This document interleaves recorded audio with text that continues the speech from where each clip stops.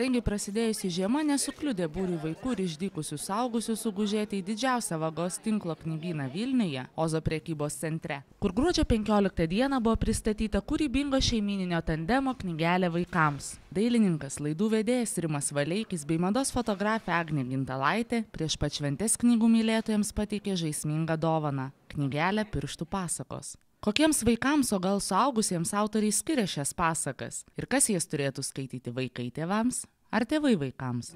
Jis yra protingiems žmonėms. Vaikams su ironija. Bet jau tie vaikai turi mokėti skaityti. Ar tėvai jiems skaito šitas pasakas? Čia priklauso nuo vaiko parengties.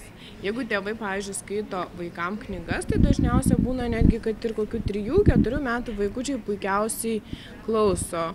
Tai jeigu vaikui jau yra ir 12 metų, jis puikiausiai skaito gal geriau už savo tėvą, bet vis tiek labai smagu, kai tėvas ateina, arba mama, ar ne, atsiverčia knygą, prisėda ant lovos krašto ir paskaito. Tai yra tas skaitimas, jis yra bendravimas. Nebūtinai, kad skaitai tik tai tam vaikui, kuris pats nemoka skaityti. Tu skaitai tam vaikui, kuris yra tavo, kurį myli. Taigi kokia buvo knygutės pradžia ir kaip talentingam piešėjui Rimui buvo suteikta neeilinė galimybė iliustruoti pasakų knygelę? Apie knygutę aš kalbu todėl, kad dėl 2 priežasčių. Vienas, aš esu autorius vyras, o kita priežastis yra ta, kad aš esu ir iliustracijų autorius. Ir iliustracijų autorius tapau neatsitiktinai. Tai pirmas mano darbas, kurį gavau visiškai ne dėl to, kad esu žvėriškai talentingas, o grynai per pažintis. Vakaro metu kūrėjai skaitytojams pasakoja apie paprastus sumanymus, kurie dažnam netikėtai virsta neeilinėmis istorijomis, kaip kad šį kartą nutiko vaikiškiems pirštukams. Ir pagrindinė žinutė, kurią norėtumėm pasidalinti su vagos klientais, už kameros ir su jumis, yra ta, kad žmonės 5 pirštus turi ne tik tam, kad galėtų sugniaužti kumštį ir duoti kam nors į nosį, arba smaugti savo kaimyną, prašant pasiskolinti pinigų. Su ranka galim glostyti vaiką, net ir kokį nors gyvūnėlį galim glostyti su ranka, taip? Galim? Net ir piktą šunį, kuris skanda į koją, taip pat galim būtų glostyti, jei nebijodam, kad kas į ranką. Taip pat galim pabandyti prakalbinti to savo pirštus. Į pasakų knygelės pristatymą susirinkusius vaikus autoriai kvietė apibrėžti delniukų kontūrus ir nupiešti pirštukams veidelius, piešimo priemonėmis sukurti jų charakterius. Kūrybingiausiai vaikai ir drąsiausi suaugusiai vakaro metu buvo apdovanoti dar spaustuvės dažais kvepiančiomis pirštų pasakomis. Agnė Gintalaitė vakaro metu pasakojo, kad baisiomis pavadintas pasakas vaikams jį rašė tam, kad iš tiesų niekad ir niekam nebūtų baisu. O kuo dar žavi šios pasakėlės? Ta knyga labai žavi savo tokiu, nekorektiškumu. Tu pasakoji apie dalykus, nes vienas dalykas, kai mes susėdam prie stalo šeima, ne, bet kuri šeima, jie šneka truputį vienus dalykus, ar ne, paskui įsijungus kamerom ar rašant knygą, tu kalbė apie kitus, truputį kitų tonų, kitus žodžius renki. Tai būtų labai malonu tas toks betarpiškumas, kai tu pasakoji tarsi savo vaikui.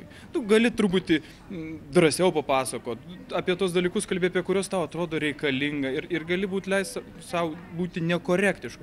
Tai man ta knyga patinka dėl to, kad jinai yra truputėlį taip šeimyniškai nekorektiška. Lyg tai mes leidžiam savo, pakikent atsipalaidavę. Nesistengi, užsimaut kaklaraištį ir atrodyti labai super prieš kažkokią minę žmonių. Ta prasme, savo nekorektiškumu ta knyga yra labai intimi. Tai man tas joje patinka. Taip. Kasgi autorių namuose jų sūnui seka pasakas? Kaip Agnė pasako tokias pasakas, kad aš ištempiau ausis ir klausausi, paskui kažką tai bandai užsirašyti, nes taip liesi ir paskui pamiršta. Taip talentas yra, ta prasme, žvėriškas. Knygelės pristatymo metu autorė prasitarė, jog labiausiai mėgsta pasaką apie nukvakelį bruknių.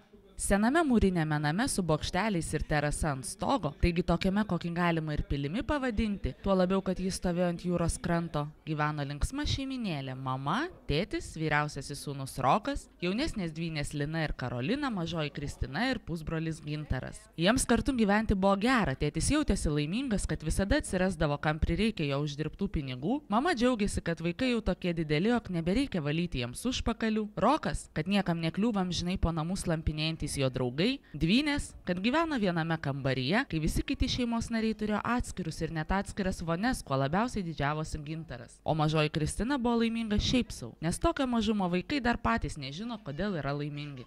Tačiau name gyveno dar kai kas. Tas kai kas jau nebebuvo laimingas, jis buvo piktas.